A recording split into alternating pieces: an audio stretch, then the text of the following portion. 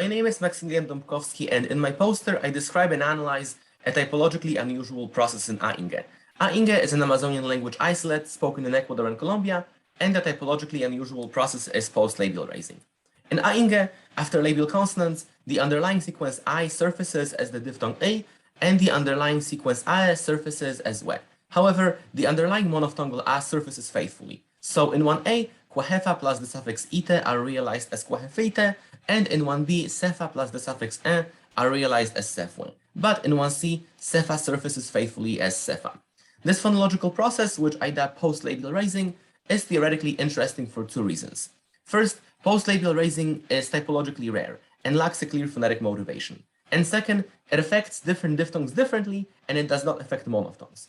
To account for the difference between 1 and B, I demonstrate that there exists a weighting of feature identity constraints such that A and W are the outputs for post-labial I and I respectively. And to account for the fact that post-labial raising under-applies to monophthongal A, I adopt the subsegmental representations of Q theory. In Q theory, one vocalic target of a diphthong corresponds to fewer subsegments than a monophthong. So, for example, the monophthongal A consists of 3 identical subsegments, but the A component of a diphthong only of 2.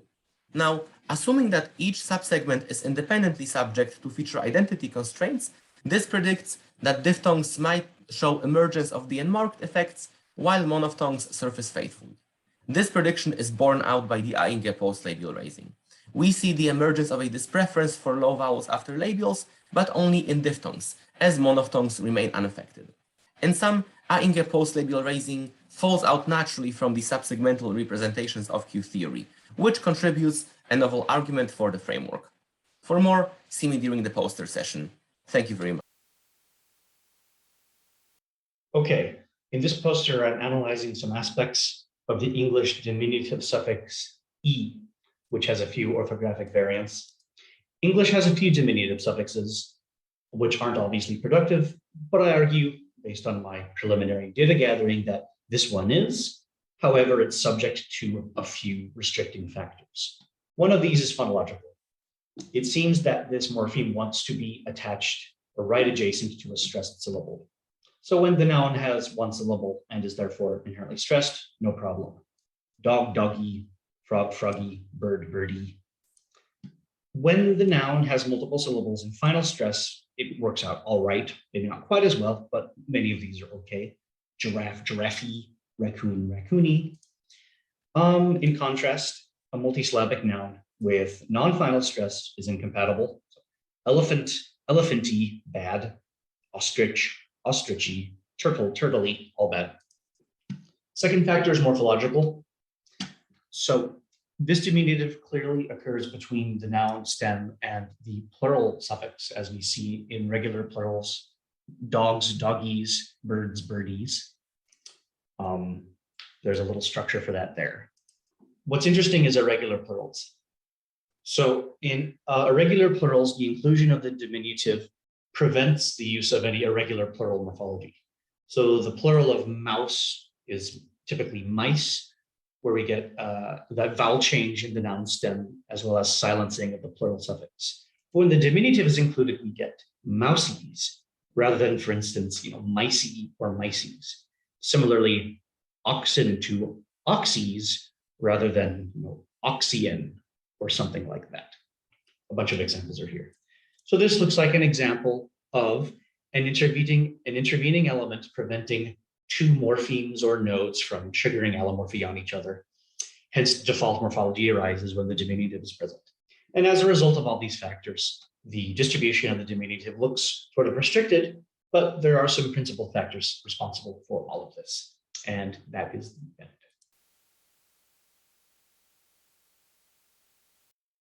Hi, I'm Carrie Garvin, and today I'll be talking about constraining place of articulation effects in phonotactic distribution. A commonly relied upon theory in accounting for segmental distribution across syllables is sonority, where sonority rises towards the syllable nucleus and falls in the coda. Sonority accurately accounts for a number of patterns in phonotactic distribution, like the general consonant vowel shape of syllables, and that stop-liquid clusters are common across languages, while liquid-stop clusters are uncommon. However, Sonority makes a number of spurious predictions as well, like that stop nasal clusters should be common, whereas in fact, nasal stop clusters are actually much more common. Likewise, sibilant stop clusters are predicted to be relatively poor syllable onsets, but are in fact a very frequent sequence across languages. While theories of phonotactic distribution that are based on perception ameliorate several of these issues, they don't account for other factors in phonotactic distribution, namely place of articulation. However, place of articulation also plays a role in phonotactic distribution. For instance, coronals are more freely distributed than other places of articulation, like in Finnish, only coronals are permitted in word final codas. In Georgian, onsets can have up to 6 segments, but only if segments are sequenced from front to back, like in the example here. And theories of sonority and perception make no predictions about the relative phonotactic frequency of clusters like SP, ST, and SK in English. I propose that cycles of jaw movement can constrain effects on place of articulation in phonotactic distribution and frequency, where jaw opening corresponds with the onset and jaw closure corresponds with the coda. Using hierarchies constraining manner, place, and degree of coupling between tongue and jaw, I provide a maxent analysis capturing relative frequencies of stop sibilant clusters and sibilant stop clusters in English onsets and codas. I look forward to talking about this more in my poster. Hope to see you there. The goal of this artificial grammar learning study is to determine whether the cross-linguistic lag of prefix-controlled harmony is due to its learnability or to other causes. To assess this, we trained 103 English monolinguals on one of 4 harmony patterns through a passive training task and tested them on their learning through 2 alternative forced-choice tasks with corrective feedback. The 4 forms of sibilant harmony that participants were trained on differed by direction and morphological locus of control. The 4 groups are regressive affix control, regressive stem control, progressive affix control, and progressive stem control. Our main finding was that there was no significant difference between the stem control and affix control groups, meaning that prefix-controlled harmony was no harder for our subjects to learn than suffix-controlled or stem-controlled rules. Furthermore, when examining participants' performance over time, learners in the affix control groups continued to improve after the stem control groups had plateaued. The ultimate achievement of the affix control and stem control groups was comparable, but the affix control learners took longer to achieve the same level of mastery. Taken together, these findings suggest that the cross-linguistic lack of prefix-controlled harmony is not due to a deficit of learnability, even though both prefix-controlled and suffix-controlled patterns took longer to master than stem-controlled ones. In terms of directionality, subjects trained on a progressive pattern significantly outperformed those trained on a regressive one. This may be an effect of testing solely English speakers, as English demonstrates left edge prominence in a number of ways, which could bias participants towards learning the progressive pattern. In closing, we found that participants were better at learning a novel sibilant harmony rule in the progressive direction than the regressive one, that performance was better when the target and trigger were closer to one another, and that there was no bias against prefix-controlled consonant harmony, although affix-controlled patterns did take longer to learn than stem-controlled ones. Hi, I'm Sarang Jung, and the topic of my poster is Parasitic OCP and Constraint Dependence, Evidence from Russian. In Russian, when a monoconsonantal preposition is politicized to a cluster initial noun, a vowel is variably epenthesized after the preposition. When the preposition and the first consonant of the cluster are both sibilants, epenthesis occurs at a very high rate. In contrast, when the preposition and the following consonant are again both sibilants, but followed by a vowel, epenthesis never occurs. This is interesting because the same sequence is avoided furiously in the first condition, but totally tolerated in the second condition. It's like OCP sibilant is parasitic on no CCC constraint. How can you model such parasitic patterns within the framework of constraint-based grammar? As an answer to that question, I propose a new type of constraint interaction, which I termed constraint dependence. It's a relationship between constraints where the violability of one constraint depends on the violation of another constraint. I ran a accent learning simulation, applying constraint dependence to the Russian case and using data I collected from the Russian national corpus. I also ran accent learning with two alternative models to compare learned weights for the constraints, the model fit, and the predictions made by the models, all of which lead to the conclusion that constraint dependence is better than the competitors for modeling parasitic OCP. Thanks for listening. Hello, my name is Jesus Jimenez and my presentation is about the rhythm in Catalan hexasyllables. I started this research a few years ago with a corpus of contemporary poetry. The results show that most of the variation, most of the tested patterns are grounded on universal metrical constraints. Given that, I extended the research to do a comparative study with another poet, this from the 15th century. I wanted to know whether the same metrical constraints were at play. This is the main research question of the poster. Besides that, I am interested in two other things. The first one is, does the structure of the Catalan vocabulary affect the distribution of the patterns? And second, if the patterns are limited by universal metrical constraints and by the structure of the vocabulary, is there room for stylistic variation, and where to find it? If you are interested, those are the questions that I address in my posters. Thanks. Hi, my name is Niamh Kelly. I'm at the University of Texas at El Paso, and my project is on creating a new category over time, acquisition of voicing in English Z by an L1 Norwegian speaker in a 25-year period. I focus on the speech of Ole Gunnar Solskjaer, who's an L1 Norwegian speaker, but has lived in Manchester for most of the last 25 years. Norwegian does not have voiced S, the Z, so I was expecting that there would be transfer from the L1 into his English. So I looked at recordings from 1996 to 1998 and coded all of the English and Z for whether they were produced voiced or voiceless. And then I compared them to interviews from 2021. What I found was that the English voiceless sound was produced voiceless virtually all the time in both timeframes. In the early timeframe, the English Z was also produced voiceless nearly all of the time. But in the late timeframe, he had changed so that the Z was only produced voiceless 46% of the time in comparison. So this suggests that he has started to create a new phoneme category for the voiced English version. Also measuring the acoustics, I found that the duration of the segment was longer when it was produced voiceless. So this is suggesting that there is L1 to L2 transfer, but that over time he has created a new category. Thank you. Hello everyone, I'm Jinting Liu. The topic of the research is on the interaction of obligatory contour principle and the principle of ups and downs in Mandarin toneful alternation. So there are three major analyses of toneful alternations in Mandarin Chinese, and they differ in terms of the environment of the alternation as well as the nature of the alternation.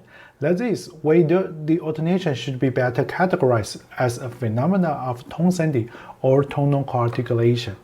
So I create a paradigm where I elicit the participant to produce disyllabic word where the first syllable would be a color and the second syllable and the color would be a toneful syllable. That would be the critical syllable. And the second syllable would be either a tone 1, tone 2, tone 3, and the toneful character. And I measure the first toneful syllable, the critical syllable, in terms of its F0 contour, vowel length, as well as F0 slope.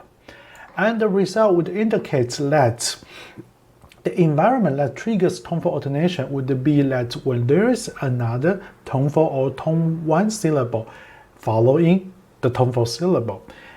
So the result supports Sun 1990B's view that the alternation would take place under this circumstance. However, the difference is that in current study, the resulting value would be 4-1 instead of 5-3.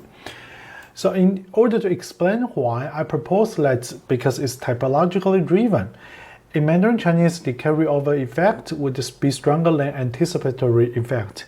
And I also included principles of ups and downs into the analysis. And here's the tableau. And I would like to also to thank Amber, Leo, Lucy, Alvin, Ethan, and Wendy for their help at various stages of the research. And if you have any questions, please feel free to email me or let's meet and talk during the poster session. See you later.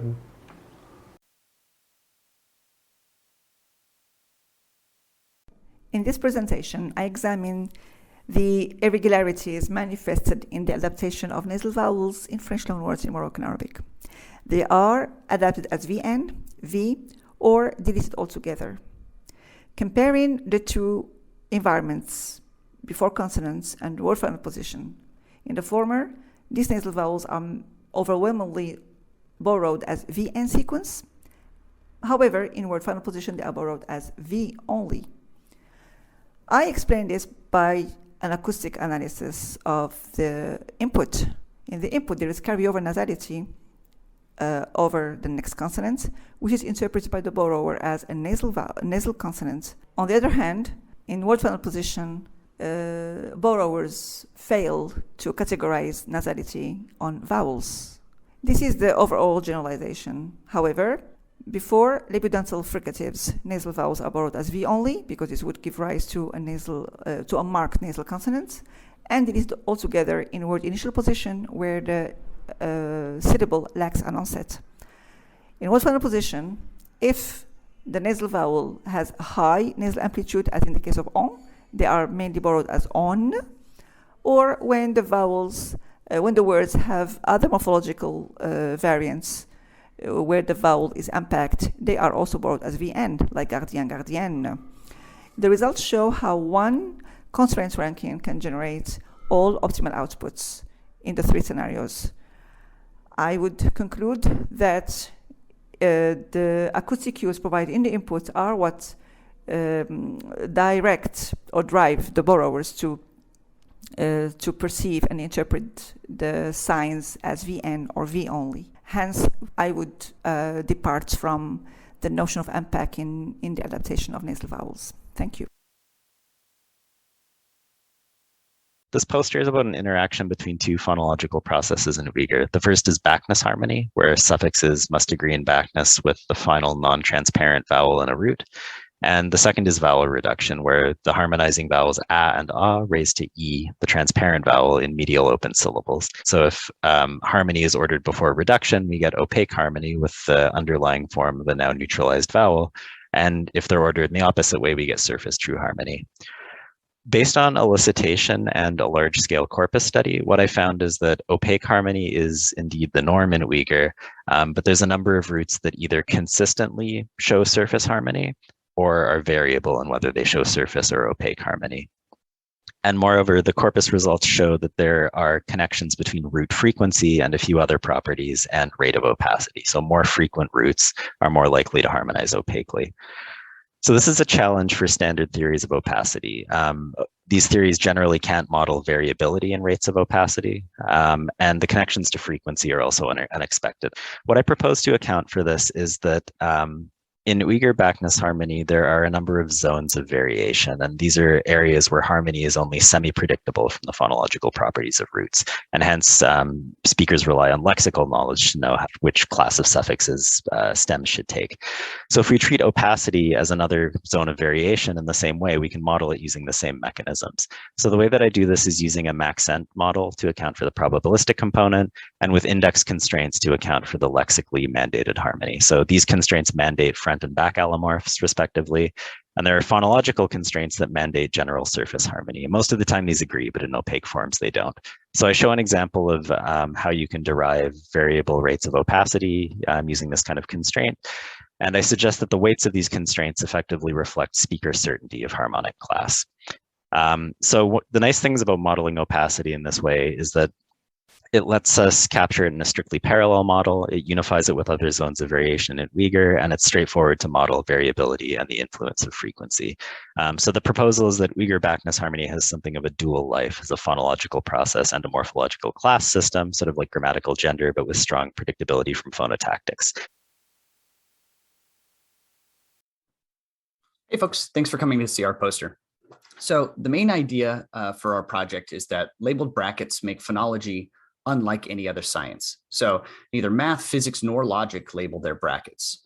This extends also to syntax. So both bare phrase structure and label-free syntax dispense with labels entirely. This makes it impossible for us to build label phonology from unlabeled syntax. So we propose rather that phonological constituents are a product of surprisal, right? So how frequent or how likely something is to occur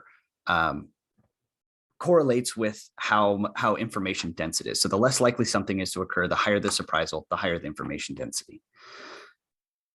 So things like low frequency lexical items will get bracketed and stressed. This also goes for low frequency or marked syntax. So this includes adjuncts, null heads, and moved phrases. So this, if we follow that, that ultimately gives us something like here on the right, where mores are paired into the lowest level of bracketing. Low frequency words are bracketed, as are asymmetric adjuncts and null heads. And the more these brackets pile up on the left and the right, the greater phonological effects like initial strengthening and final lengthening become. So it's in summary, it seems clear to us that brackets are necessary for phonological theory, but that labeling those brackets is not. And we've tried here to motivate these brackets using markedness rather than aligning to labeled syntax. Thanks. Hi, I'm Chelsea Sanker, and my poster is about headphone checks. Headphone checks have rapidly become an assumed part of best practices in online perception studies, but do we have evidence that they actually improve our ability to find phonological patterns? This study is an online replication of 3 perceptual effects that depend on different characteristics of the acoustic signal to test whether excluding participants based on 2 headphone checks makes the results clearer as compared to exclusions just based on accuracy of identifying clear items. Just using exclusions based on accuracy replicates all of the expected results. The headphone checks exclude a very large number of participants, but for most tasks, they don't actually provide any improvement, either for the main effects, which are presented here, or for any of the secondary predictors. There is only one place where a headphone check had a substantial effect. The Huggins check improves results for how spectral tilt influences duration perception. So in general, headphone checks won't decrease the number of participants necessary for a reasonably powered online study. And aside from a few characteristics like spectral tilt, which are produced very differently by different devices, it isn't clear that headphone checks will provide any benefit at all beyond what we get from any check to ensure that participants can hear the audio and are paying attention.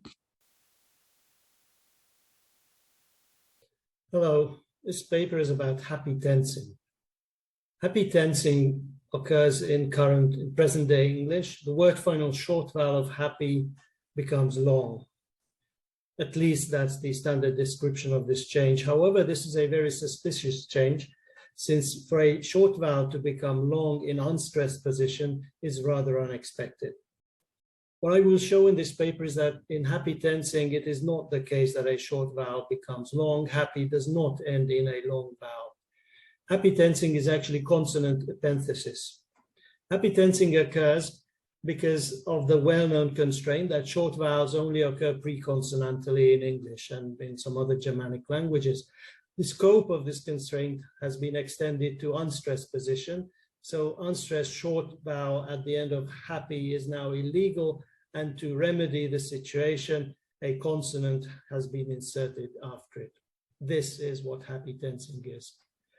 For further details, come and visit my poster. Thank you.